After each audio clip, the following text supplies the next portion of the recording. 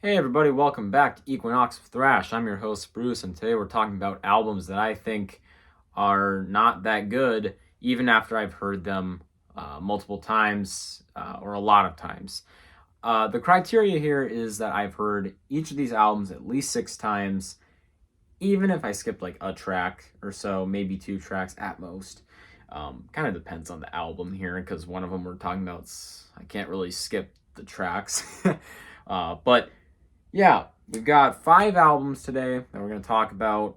These are all albums that I've tried at least 6 times, and I just still can't get into them that much. A couple of these I think are good, decent. A couple of them I think are just straight up bad. So this should be an interesting list.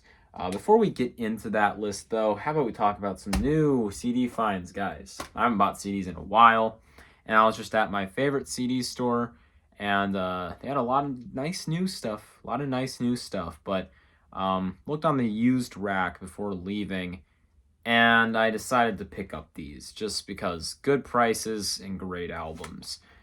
Anthrax, Persistence of Time from 1990, guys. This is a classic Anthrax album, and another one I don't have. So I'm happy I finally have this. This is a long album full of lots of great material. So to all the people that still think this is mid, I think you're stupid. No, I'm just kidding. But yeah, this album's great, and I'm happy I have it. And I think the better of these two is quite easily this one right here, Overkill, taking over both of these albums for $5 on these little used yellow stickers right there. But yeah, very cool that I found these, and I just decided I'd share. Both are 80s slash really early 90s metal albums. And let's get into the list. Honorable mention. I actually have 2 of them. One of them I really debated putting in this video, but I want to mention it just very briefly. Voivod, War and Pain. Now, in my last video, I talked about how much I love Killing Technology after hearing it a bunch of times. This one, still don't care for it. I've tried this album quite a few times, and this one reminds me a lot of the next album right here, which is Roar, and or Roar. Horrible album name, but pretty good album. I like this one a lot, actually. And this is, decently similar to the first one, maybe a little more extreme, and the production on this album is dog shit. But good album nonetheless. That one grew on me quite a bit, just like Killing Technology and, all the other albums. War and Pain didn't. I feel like this is Voivod in a state where they don't really know what to do yet. They haven't found their sound at all. And it honestly just feels like Venom.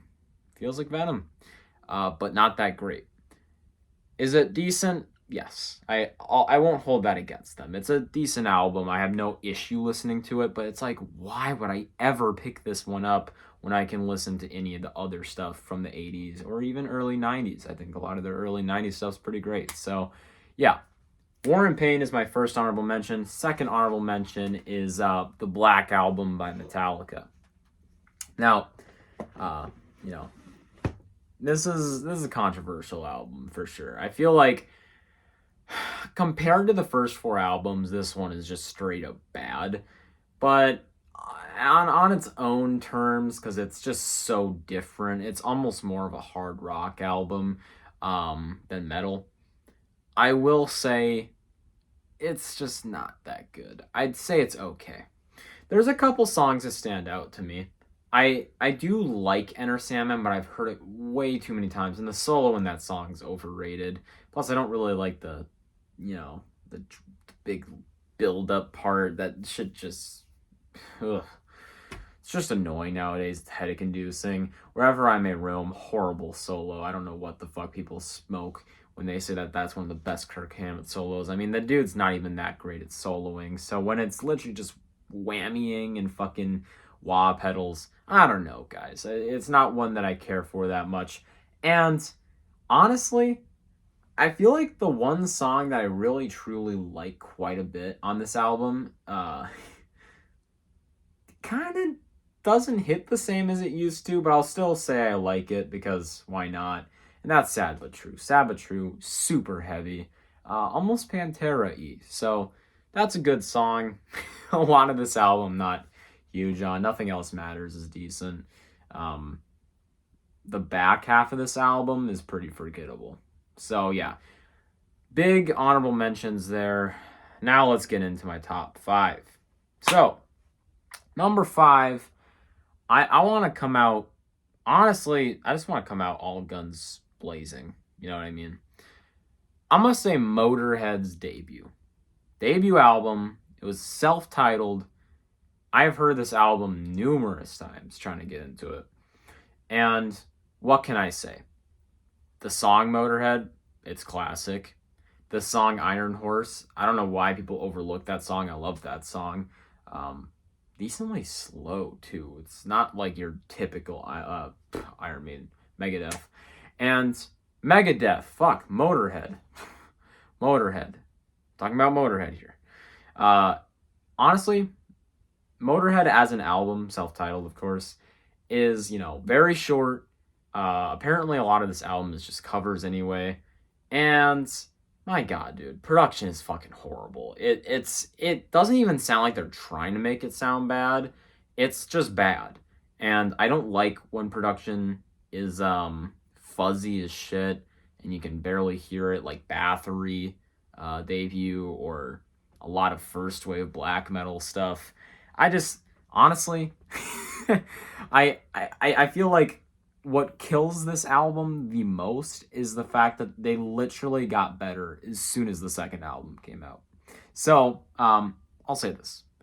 Couple good songs on here. That's all I need. And that only adds up to like 6 minutes of playtime. So, 6 of 33 minutes or so, maybe slightly less or more. Yeah, not worth it. Don't check that one out. So yeah, that's my number 5. Number 4. This is a big one. Mirrors, Blue Oyster Cult. I wanna say this is one of the worst CD cases just ever. Do we really need the big yellow border that says collector's choice? I mean, I don't think any collector wants this. They're lucky I'm not, picky. Because, my God, dude. Ugly as shit. And it doesn't match the album cover at all. Anyways, on to the music. There's just not that much on here that really wows me for BOC. I mean, Dr. Music is fun. I like it. But, Great Sun Jester, not a big fan. In the, Mirrors, I mean, I'll say that the female backing vocals on the title track are kind of fun, but the whole lyrical concept is awful. Moon Crazy is probably the big highlight here. Love that song. The Vigil, I can't even tell you how that one goes. I Am the Storm, you're not the one I was looking for. Very good, kind of emotional song that I'm pretty sure Albert Bouchard wrote, so there's that. And Lonely Teardrops, I couldn't tell you a single note of that song. This is probably my least played BOC from the 70s, and for good fucking reason. They went out on a limp note. Luckily in the 80s, they picked it up really fast, though, because their next 2 albums after this were a lot better. But yeah, I've tried this many times, and every time I'm bored with it, which I can't say about basically any other album by this band. So, Blue Oyster Cult, Mirrors, not huge on that one. Not huge at all. Let's put that back. I don't know if that's going to fit for now. Okay, one sec. So, next up, we've got a pretty loved album. And it's usually known as the first death metal album of all time. Possessed Seven Churches. I'm sorry, guys. Here comes the death threats. Here comes the death threats. And I don't care. This album's fucking dog shit. I don't like it at all. I think that most of this album is just boring and mindless.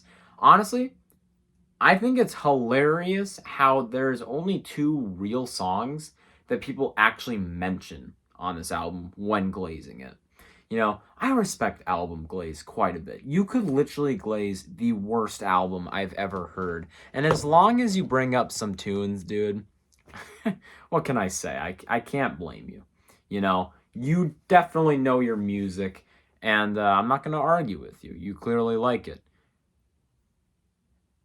But with this album, my friends, I don't think I've ever seen someone mention a different song other than The Exorcist and Death Metal. Those are the only 2 songs I ever hear mentioned on this one, and they're subsequently the best songs on the album, by far.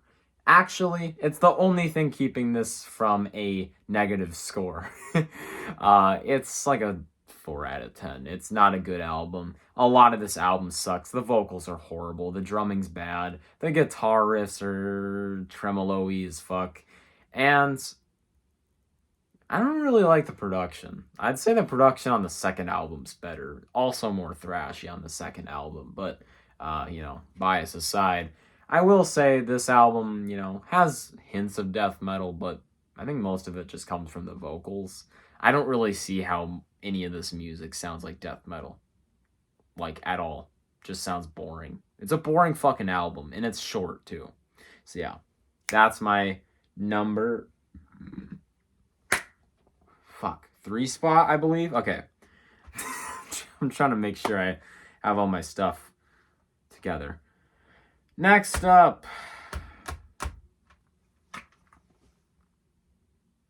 Tales from Topographic Oceans by Yes.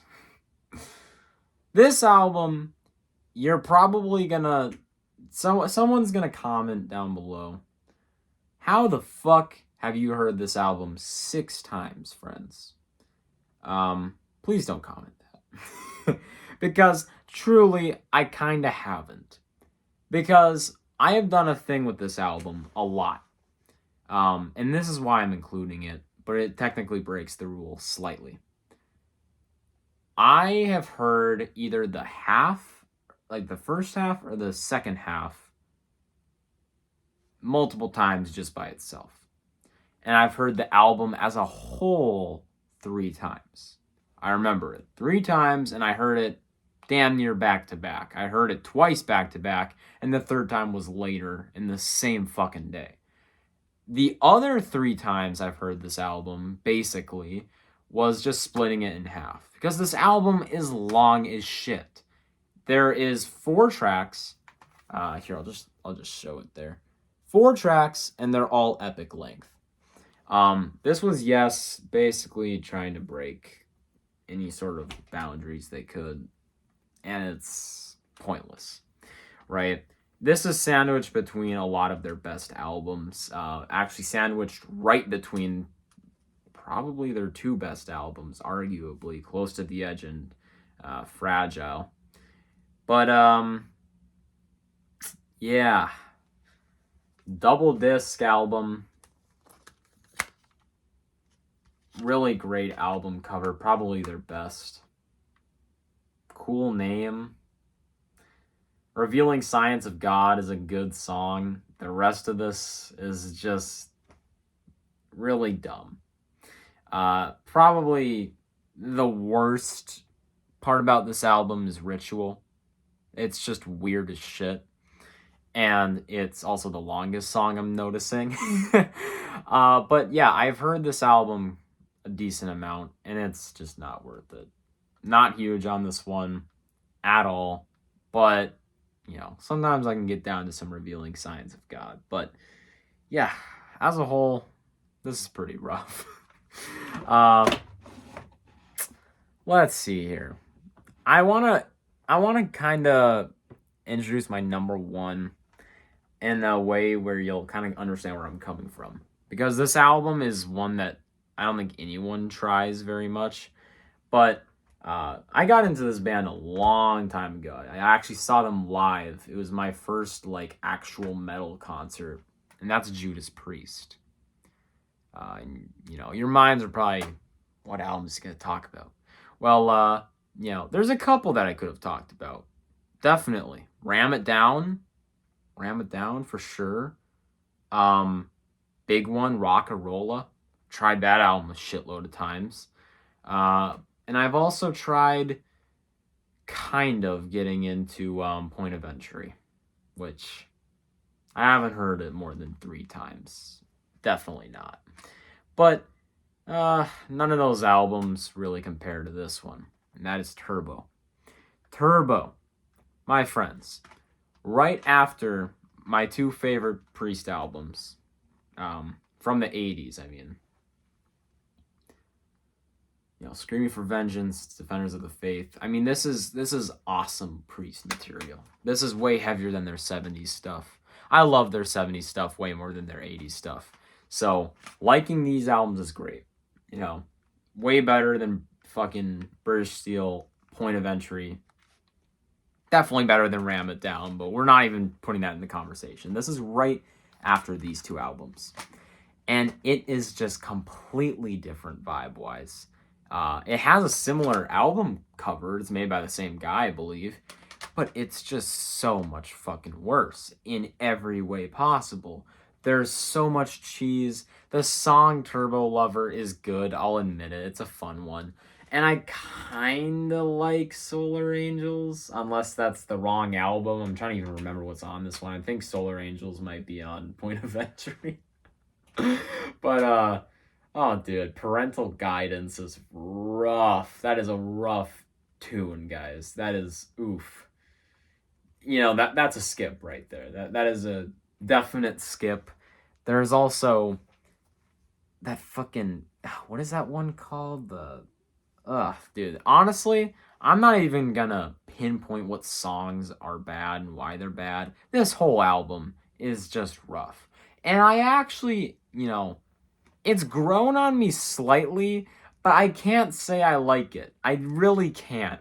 I want to, but I feel like every time I hear this, it's just so disappointing. They had so much momentum built up, and this is what they came out with. This sounds like just piss poor glam metal, and it's really boring. I don't like it. Not boring as an album, but just as a concept. What the fuck, guys? They can do better. Judas Priest literally made some of the best albums of the 70s, and also one of the first metal bands ever. So, resorting to glam rock, come on, guys. Pretty rough. And yeah, this is my list of albums that I really can't get into. I've tried many times, and I can't get into any of these. I'd like to see your guys' lists. There is definitely albums I forgot on here, so who knows? Maybe one day I'll make a sequel video. But in the meantime, drop your lists in the comments section below. If you comment, it helps push this video into the algorithm. And I will see you in the next video. Have a good night. Take care.